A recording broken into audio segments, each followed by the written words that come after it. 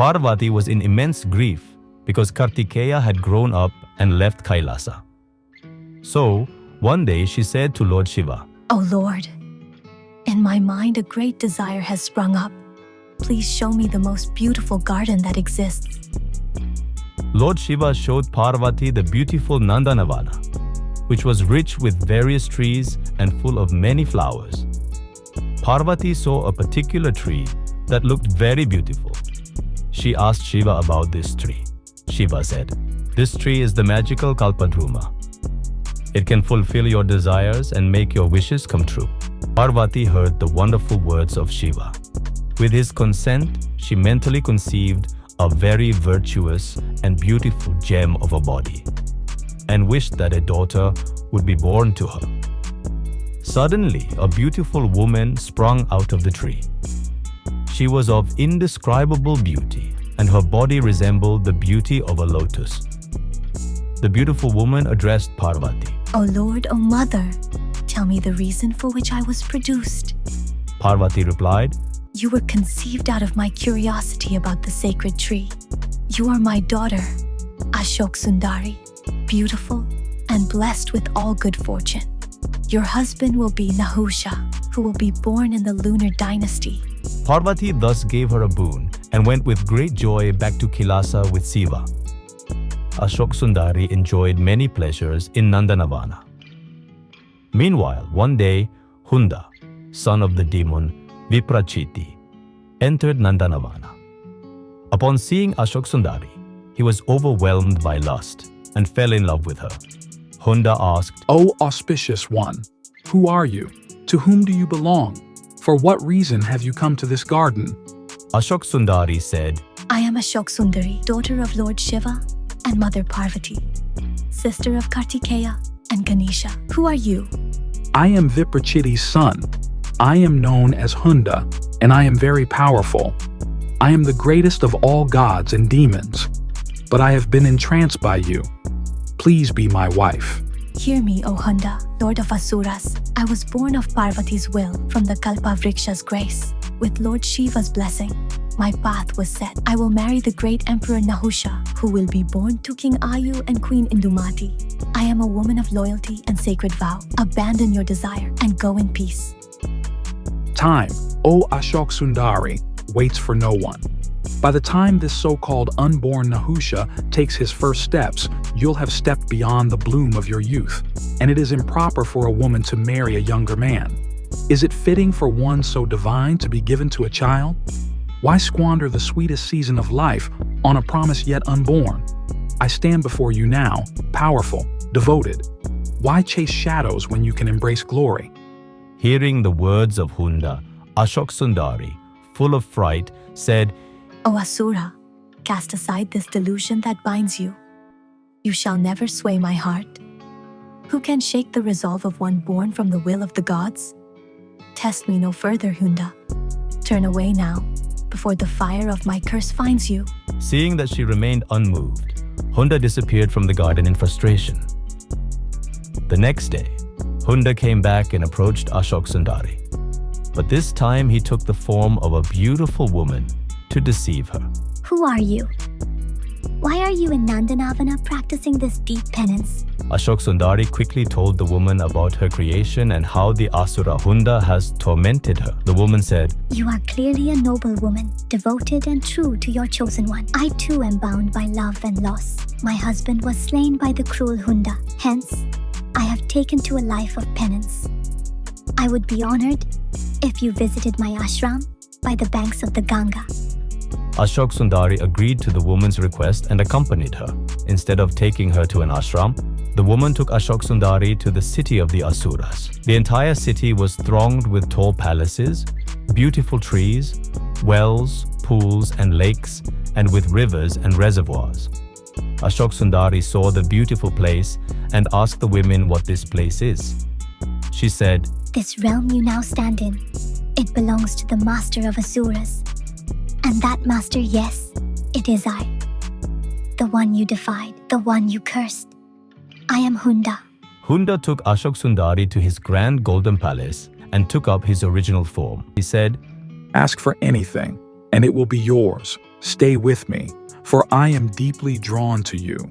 Burning with great rage and desiring to destroy the demon, Ashoksundari said, How dare you?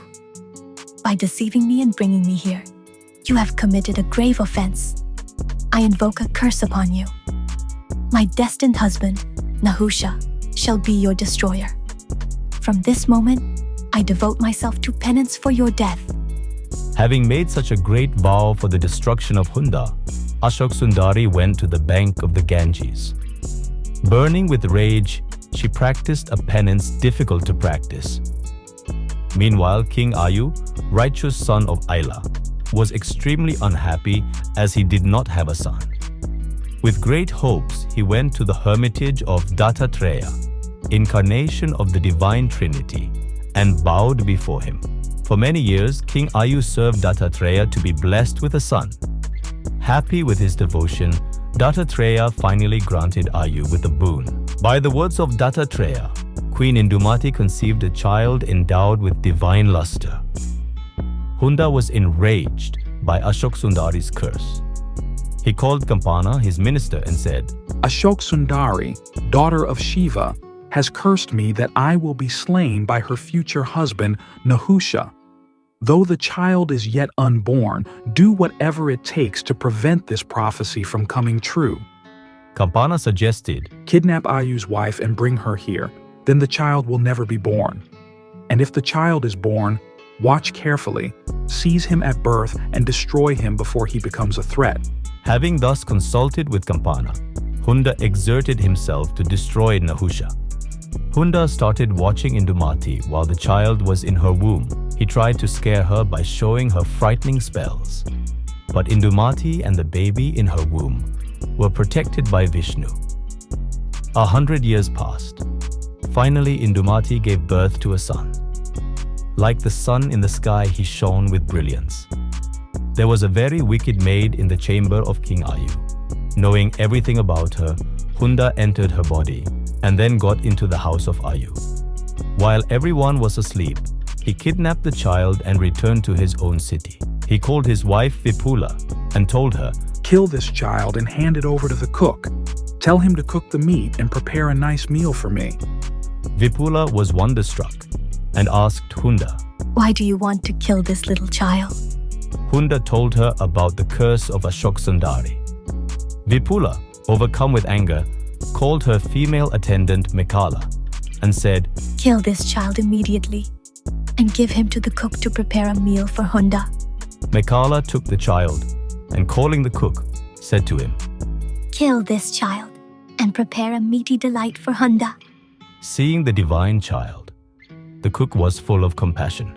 Mekala also felt pity for the child.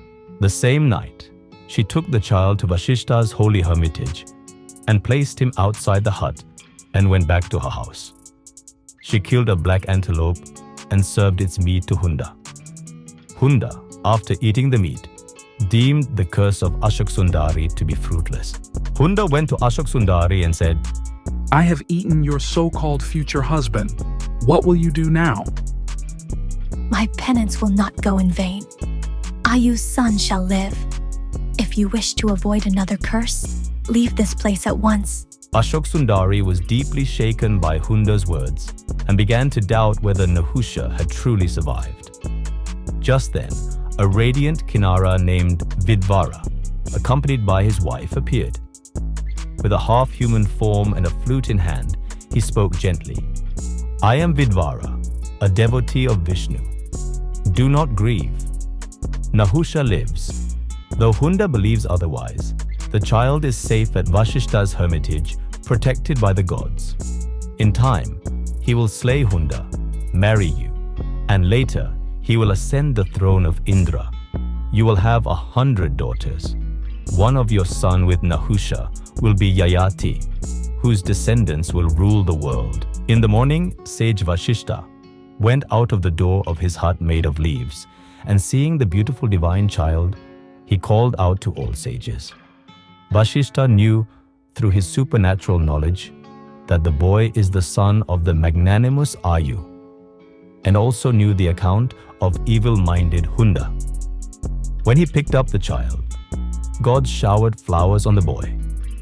Vasishta named him Nahusha and performed his birth ceremony. Years passed and Nahusha grew up at Vasishta's hermitage, learning Vedas, politics, and the use of divine weapons. One day, while collecting wood in the forest, Nahusha heard some celestial voices say, "He is Nahusha, son of King Ayu and Queen Indumati." The evil Hunda kidnapped him soon after his birth. Ashoksundari awaits to be united with her husband. Nahusha was puzzled. He came back to Vasishta's hermitage. He bowed in front of Vasishta and told him what he had heard. Vasishta revealed Nahusha's true origins and Hunda's crimes. Enraged, Nahusha vowed to defeat the Asura. The sages blessed him, and the gods equipped him with divine weapons. Indra sent his charioteer, Matali, and Nahusha departed in a radiant chariot to face his destiny. As he neared Hunda's city, divine beings watched in awe. Ashoksundari, still deep in penance, was drawn by celestial hymns. She saw Nahusha and felt a deep connection.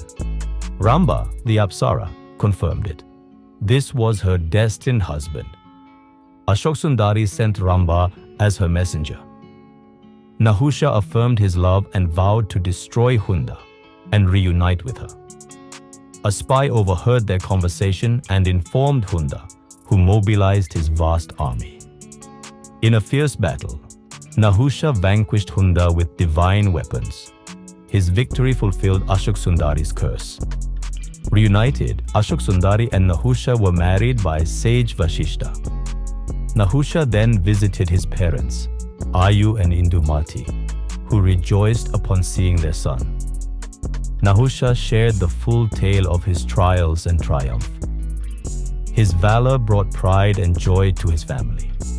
Nahusha conquered the earth and made his father perform grand yajnas.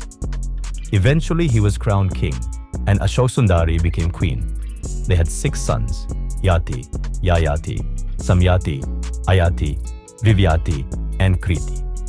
Yayati eventually went on to become the king after Nahusha. Later, the gods offered Nahusha the throne of Indra. Initially hesitant, he accepted. But power corrupted him. He grew arrogant and lustful. Even the celestial maidens of Swaglok could not satisfy him. His gaze soon turned to Shachi, Indra's wife. When he proposed marriage, she firmly refused. But knowing his obsession wouldn't fade, she sought refuge with Brihaspati, the guru of the gods. Brihaspati advised her carefully. Acting on his counsel, Shachi returned to Nahusha and said, "I will accept your proposal, but first, allow me to search for my husband." Nahusha agreed and began preparing for the grand wedding. Meanwhile, Shachi prayed to Upashruti, goddess of the night, and with her aid, she found Indra and revealed all that had happened. Indra, enraged, devised a clever plan. Shachi returned to Nahusha and said, "I am ready to marry you, but the occasion must be divine. You must arrive at my residence in a palanquin carried by the greatest sages of all time." Nahusha accepted and had a beautiful palanquin crafted. He employed Agastya and other great sages to carry the palanquin. Shachi knew that Nahusha was vainglorious and would anger the sages. On the day of the wedding, Nahusha departed for Shachi's residence in a majestic palanquin, borne by the greatest sages, including Agastya himself. Impatient with their pace, Nahusha shouted, "Sarpa! Sarpa!" a word meaning both move faster and serpent. The sages increased their speed, but it still didn't please him.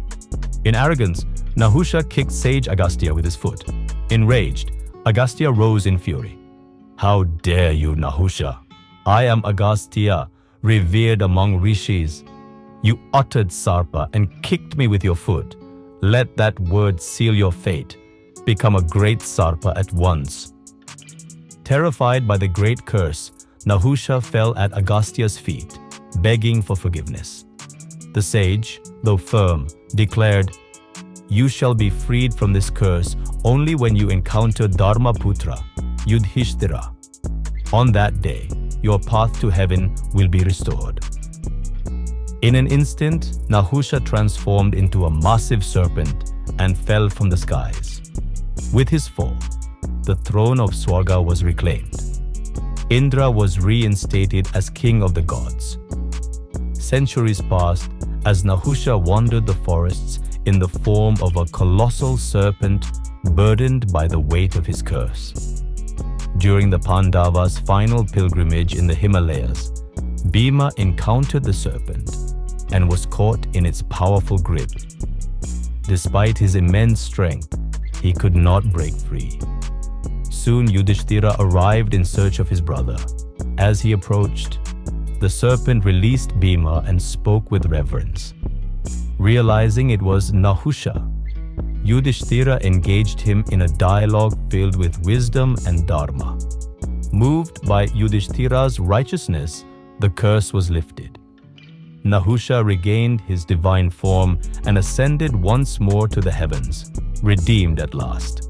While Nahusha is not typically worshipped, he appears in several scriptures such as Padma Purana, Skanda Purana, and Mahabharata. Some view Nahusha as a symbol of kingship, karma, and repentance. Ashokasundari might not be as popular as her siblings Ganesha or Kartikeya, but she is worshipped in Gujarat and parts of southern India. She gives blessings of beauty and luxury and is associated with salt, symbolizing the eternal flavors of life.